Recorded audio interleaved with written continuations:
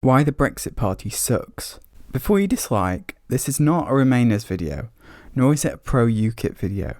This is a video explaining the problems with the Brexit Party in an effort to inform people what problems the Brexit Party has to overcome should it want to win votes.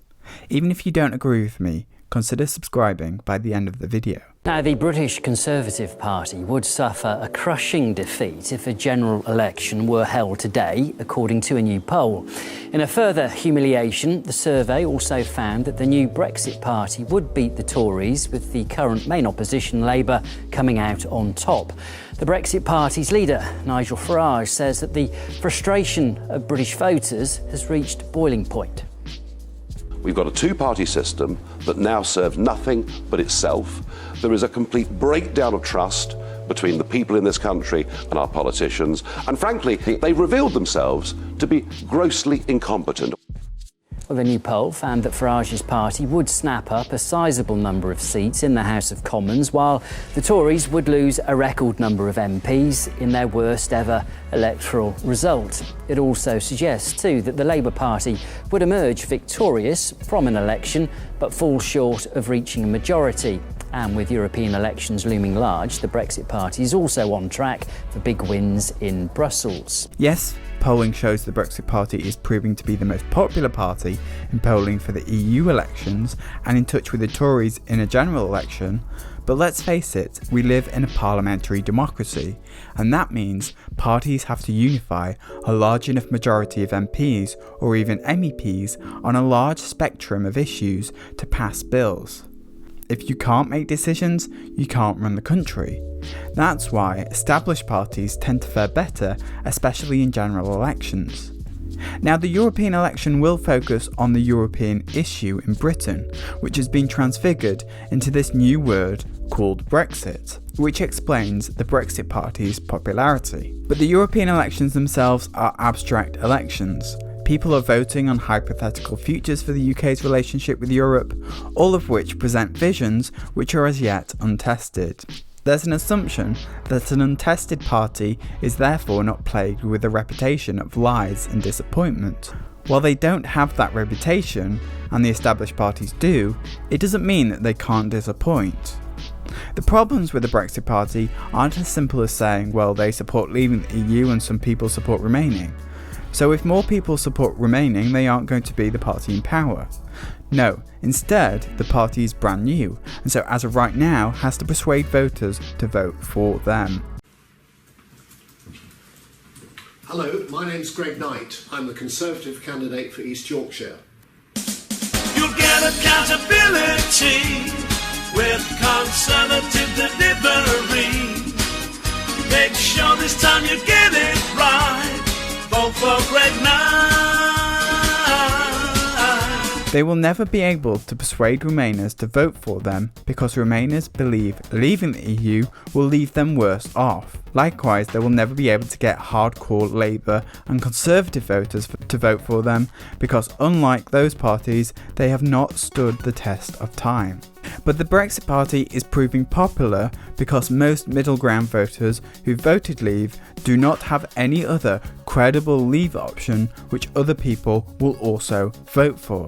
UKIP, on the other hand, seem unpopular. So let's start with the basics. Why do people vote?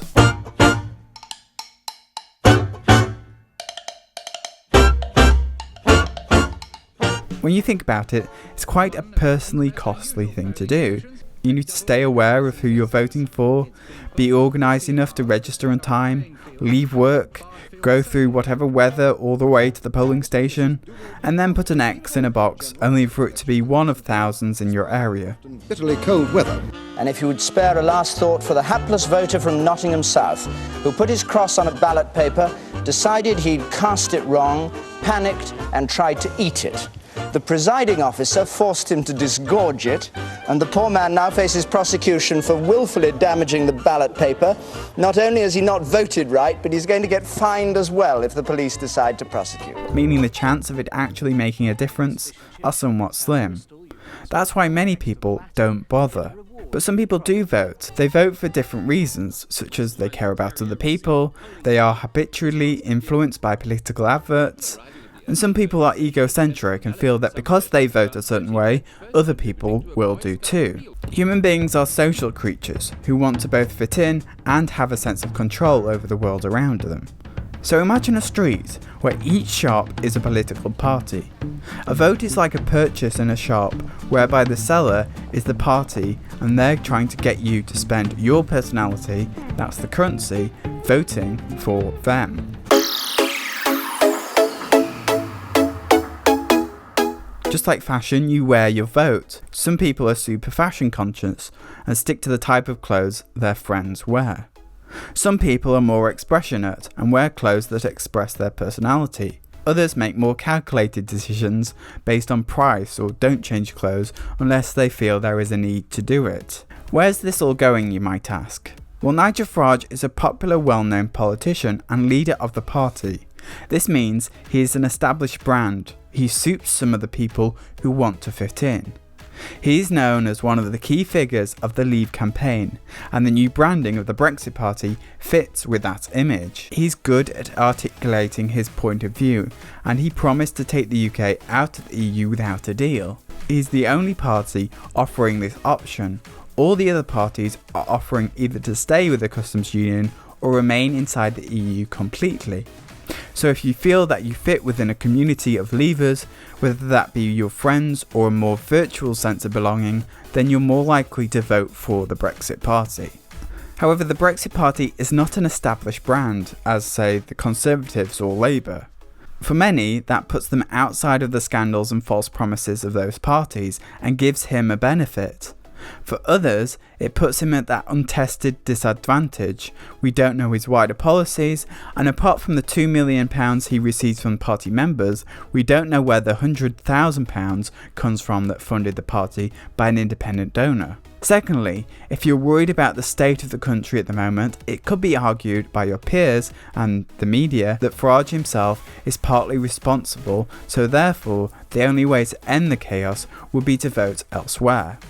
It's an emotive word, but we literally got swamped by vast numbers of people, and our public services who contribute to the economy, who pay do you know their what? taxes. Mostly no. Mostly no. What do you mean mostly?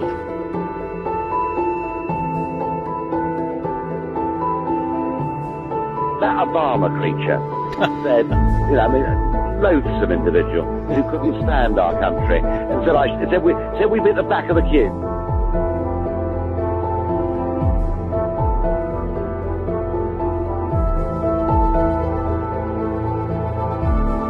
If they don't deliver this Brexit that I spent 25 years of my life working for, then I will be forced to dog khaki, pick up a rifle, and head to the front line. And that we can again start to put the fear of God into our members of Parliament in Westminster. They deserve nothing less than that.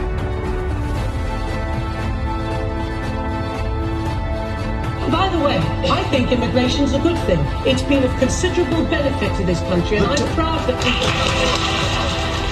I hate racists, and I hate misogynists. I dislike Islamophobes. You welcome them, you embrace them, I don't.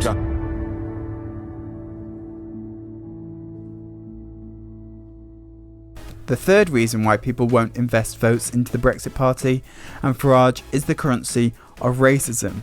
People who want to fit in won't spend votes on what they perceive to be a racist party leader, especially if they have friends which agree with that point of view. Finally is the whole opinion that, well, my mate's voting for UKIP and Nigel Farage left UKIP, while my family's always voted for Labour argument, whereby people won't vote for him simply because their peers won't vote for him. For the expressionists, both voting for him and against him presents a large debate over democracy and our role within it. One might argue voting for the Brexit Party is an expression of democracy because the people voted to leave the EU in 2016 and the party will promise to leave the EU. If you believe Brexit to be the single most important issue, the Brexit Party is the party for you. On the other hand, voting against him is equally an expression of democracy because it expresses the desire of the individual and the country to change their mind should they want to. If you believe other issues or remaining in the EU to be the most important issues, then the Brexit Party is not for you. Finally are the calculators. These people make decisions based off a calculated response. For example, if they walked into a food store and had £1 to spend on either an orange or a chocolate bar, they would weigh up the calories per pence, or nutrition values, or cost to the environment of the waste produced, and long-term health benefits, and they would come to the conclusion that the orange is the better option. But that's not really how people think. If people looked at economic models of Brexit, they will calculate that all of them say that UK will be worse off economically outside the EU and therefore wish to remain. But most people didn't vote for Remain for the same reason they wouldn't choose the orange. They would imagine the sweet chocolatey smell, feel the weight of the bricks all over the chocolate, feel the snap as the chocolate breaks in their hands, notice the smooth texture as it melts slowly in the mouth, and imagine swallowing a luxury creamy chocolatey mouthful, and 99% of them would choose the chocolate. In the same way, if the Brexit Party markets itself right, people will imagine a world where the likes of Theresa May, Anna Soubry and Jeremy Corbyn sob as they're voted out of office for good. The European elites are begging for a trade deal with the UK, and Nigel Farage takes office as the economy booms, the NHS recovers, and Britain once again becomes a world leader, taking back control of its laws, its money and its borders. What's really going to decide the future of Brexit and the Brexit Party as a result is how much people believe that image. Some people envisage a different image, whereby if we remain in the EU, the UK economy will boom. The bigots and racists they describe, like Tommy Robinson, Boris Johnson and Nigel Farage, will disappear to history or be imprisoned for their electoral spending crimes. UK industry can carry on as normal, Northern Ireland doesn't face any border disputes, and Scotland remains part of the UK. Finally, are the Tory and Labour loyalists that think if you take a customs union and still leave the EU, you can deliver on everything the Remainers want and everything the Leavers want at the same time, making sure UK politics can turn to other issues and political stability can be restored.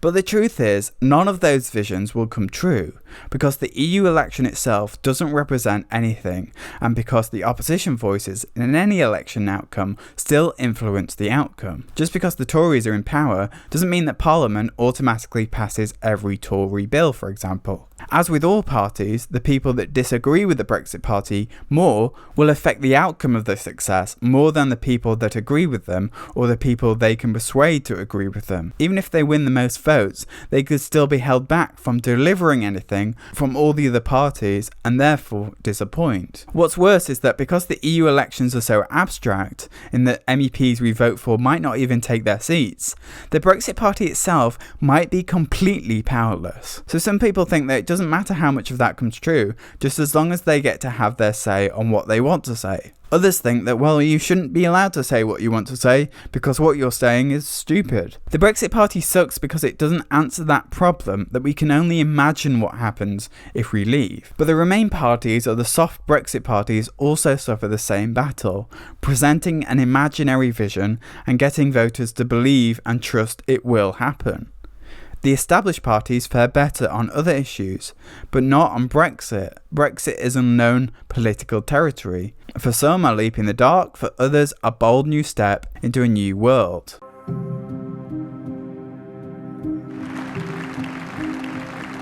Europe is our life, our history. Europe is our culture. But I am looking forward next year to celebrating our Independence Day on June the 23rd. Remember this. Scotland did not let you down. Please, I beg you, chers collègues, do not let Scotland down now.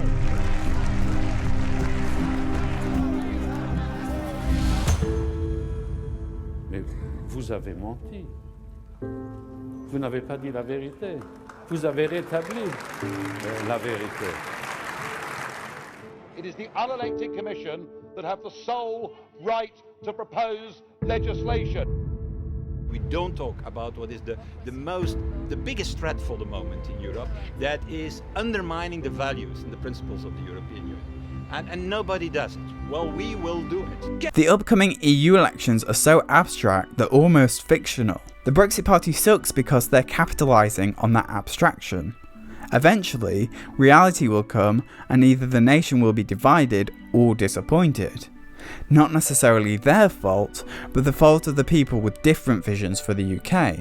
There is no way that the Brexit Party can guarantee that by voting for them, no deal will become the outcome. Therefore, they can't have the normal election outcome that you would normally see, where the people who lose generally have to put up and shut up. Therefore, unless they can somehow get the UK to leave the EU without a deal, they will never be able to persuade those who don't believe in Leave Britain that no deal isn't as bad as they think. The EU elections mean we can't guarantee an outcome of anything, and we can't unite the country by political persuasion by saying, look, we've done this. Instead, we're all voting on hypotheticals, and as the Brexit Party is part of that, they therefore suck, as do all the other parties. But what do you believe in? Join in the debate below and subscribe.